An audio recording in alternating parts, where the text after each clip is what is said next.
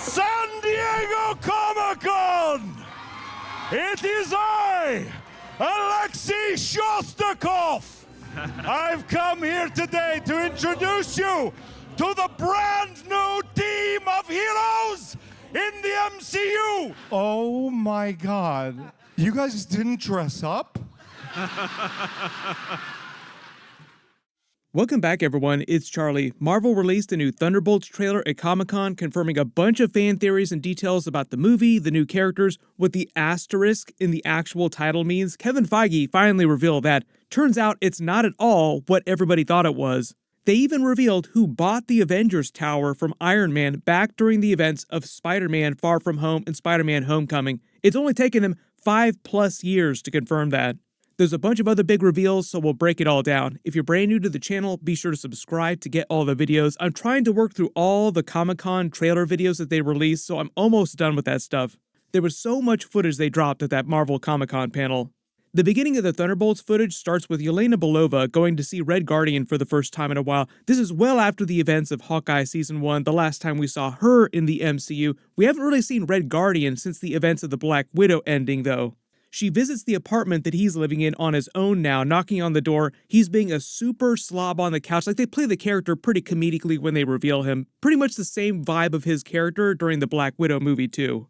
He tries to clean up the mess around his apartment before opening the door and letting her in, but it is still a total dumpster fire of a mess, like worse than a college kid's dorm room of a mess. She calls him dad. She called him dad during their Hawkeye episodes, too, like she's thought of him as a father. After they greet each other, he tells her that he's been taking steps to move forward in his life since the events of the Black Widow ending when they destroyed the Red Room, freed all the Black Widows. Really big connection to Captain America Brave New World too, because one of those Black Widows that they freed is now working for Thunderbolt Ross inside his cabinet. I'll explain that later in the video. But they freed all those Black Widows, they have all those crazy skills, so like now all of them are working around the world using those skills towards different ends, both good and bad things. It's just that Thunderbolt Ross has basically made use of one of those Black Widows, like, I have a Black Widow on my payroll now. Red Guardian says he's been moving forward with his new life. He feels fulfilled, but is clearly meant to be lying to her. Like he's having his own existential crisis about what his life is supposed to be now that he's out of that Russian prison, and he still has all of his Captain America super soldier level powers. They got into this during the Black Widow movie, but he has powers on the level of Captain America, but he got a derivative of the super soldier serum. Because of the Cold War, Russia stole a version of the super soldier serum and then just used it on him. I think the idea is that he's not quite as strong as Captain America. Like, the serum that he got was a derivative of the original super soldier serum, the most pure form Steve Rogers got. They also got into this during the Falcon and Winter Soldier series with the super soldier serum that was being passed around then. The idea is that that version of the serum was refined and it didn't make people super swole, so they just looked like normal people walking around but still had the same level of strength and regeneration.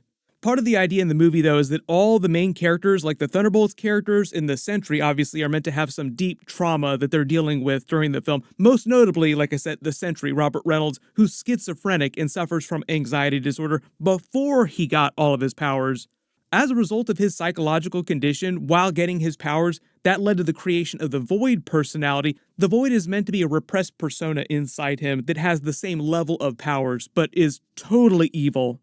Red Guardian asks Yelena Belova why she's here visiting him, and she says something is wrong with her. She explains she's become a contract killer working for Val, and she feels like the only reason for her living now, her only reason for existing, is to kill other people, like the contract killing itself. Her life has no real purpose beyond her type of work. They start playing Where Is My Mind by the Pixies across the rest of the trailer footage. They transition to a scene of her saying that she's figured out that someone wants all of the characters dead, like the Thunderbolts' main characters. The room turns into a furnace. We see Loki's scepter in a glass case somewhere. Bucky then meets with Val, pissed off at having to see her, clearly hates her, sounds about right. We see him wash his vibranium arm in the dishwasher, then put it on. There's another scene of him entering a courtroom. We've actually seen some behind-the-scenes footage of that before. There's a separate scene of U.S. Agent reading news articles about himself. Yelena Belova then has a hallway fight scene meant to parallel Natasha's Black Widow fight scene during Iron Man 2. Then we see her investigating a room, finding all kinds of charts, and she gets shot by U.S. Agent. Then she throws a knife at Ghost, who phases through her knife and throws it back at her, also trying to kill her, while someone else tries to help U.S. Agent kill them, too. Then we see Bob, aka the Sentry, Robert Reynolds, entering the room while they're trying to kill each other while he's inside a hospital gown. Like he just wanders into the room randomly. Then the entire room locks down all of a sudden. Then they showed a brief scene of the new Avengers Tower as it exists now after the events of Spider-Man Far From Home, like the redesigned Avengers Tower. So there's a whole lot of stuff going on in the footage here. The Avengers Tower footage is meant to confirm that Val is the person who bought it using government resources. She's the director of the CIA right now, so she has access to basically unlimited money through the government. This kind of soft confirms one of my Dark Avengers theories, that the Avengers Tower will eventually become the Dark Avengers Tower, maybe briefly, because I think we're heading to this big Marvel soft reboot after Secret Wars. So like everything after Secret Wars is sort of up for question as to what's going to happen with the new continuity. But they explained that the Thunderbolts movie is meant to revolve around the Thunderbolts being given a mission separately, like each of them separately, to extract the Sentry, aka Robert Reynolds, who's just referred to as Bob in the movie, from this special facility. And all the Thunderbolts characters only know him as Bob. Like they don't know that he's the Sentry, they don't know about his origin story, just that he's a person called Bob that they're supposed to extract. Then them finding on the mission that it's actually a setup and they're all meant to die, like they were all set up to kill each other on this extraction mission. So the idea is that they have not been working as a team before this, like they've all been separately doing jobs for Val, and she's been compartmentalizing everything. So like Yelena Belova doesn't know about what US Agent has been doing for Val, who doesn't know what Ghost has been doing for Val. They all just wind up in this room together thinking that they're all enemies trying to kill each other. Then they figure out what's actually really going on. Like, oh, you're working for this Val person too. Like she set us up to die, essentially, hoping that they'd all kill each other on this mission. Probably Val trying to clean up a lot of loose ends so that people didn't find out about the shady stuff that she'd had them doing for the past couple of years. Julia Louis-Dreyfus said that Val in the movie is just after power, so I think the idea is that the Sentry is meant to be the culmination of that. Like she finds a way to recreate the Super Soldier Serum or the Golden Sentry Serum from the comics, because that's what the Sentry gets, but it's meant to be a derivative of the Super Soldier Serum. Val basically creates the Sentry through the Weapons Plus program, like the comics essentially, and plans to use him as a replacement for all the things that Yelena Belova, US Agent, Ghost, all these other Thunderbolts characters have been doing. So like, I don't need you anymore. I have a way more powerful person that she thinks she can control. So a big part of the movie is the Thunderbolts characters banding together as a team to survive, both survive Val and survive the Sentry, but also probably help the Sentry too, because the Sentry is meant to be a good character, but there is the Void inside him. I've already talked about the way it sounds like they're going to adapt the Void personality though.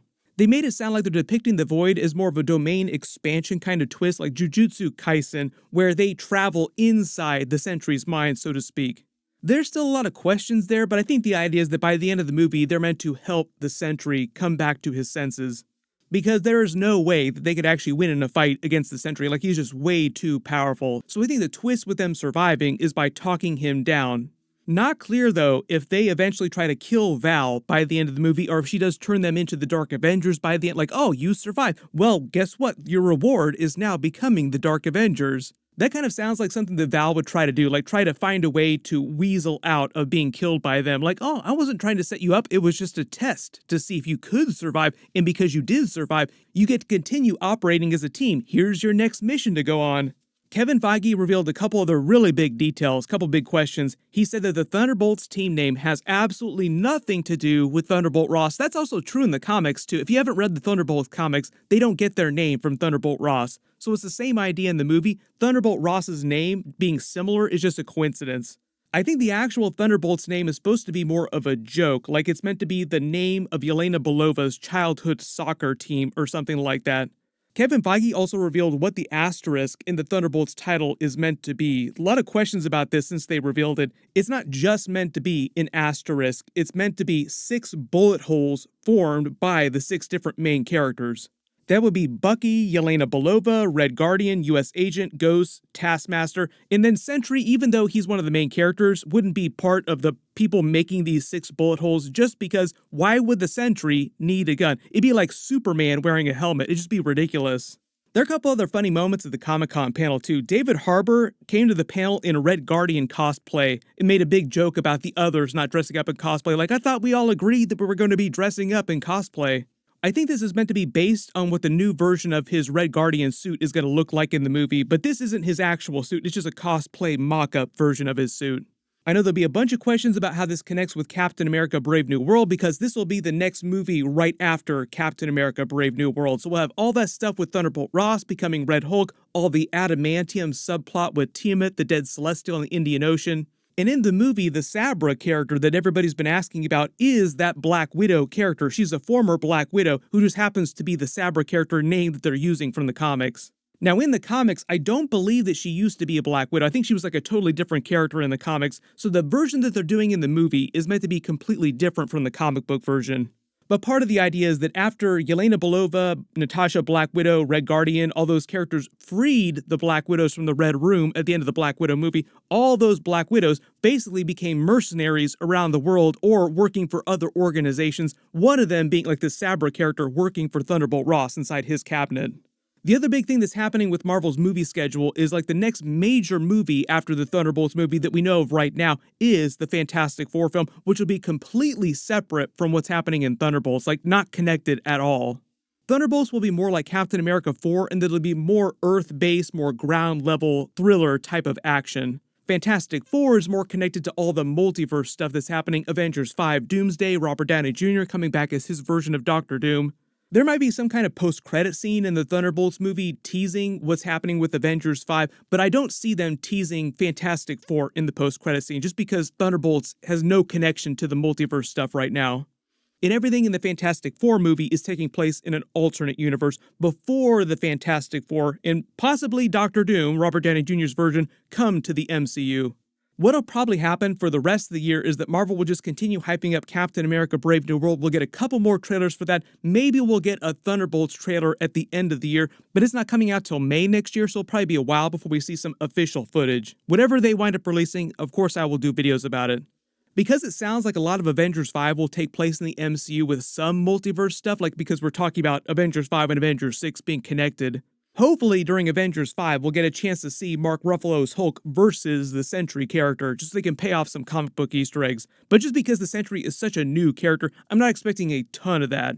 It would just be weird for them to introduce somebody so powerful in the MCU and then not also bring him right back in Avengers 5 and Avengers 6. If there's any Easter eggs or references that you spotted in the Thunderbolts Comic-Con footage that I didn't talk about in the video, just write them below in the comments. My video for the Captain America 4 Comic-Con trailer should be up in the next week. There's a whole bunch of stuff happening with the House of the Dragon finale in the next couple of days, so be sure to enable alerts for my channel so you don't miss any of that. Everybody click here for that Fantastic Four Comic-Con trailer, and click here for my Robert Downey Jr. Doctor Doom videos. Thank you so much for watching, and I'll see you guys in the next one.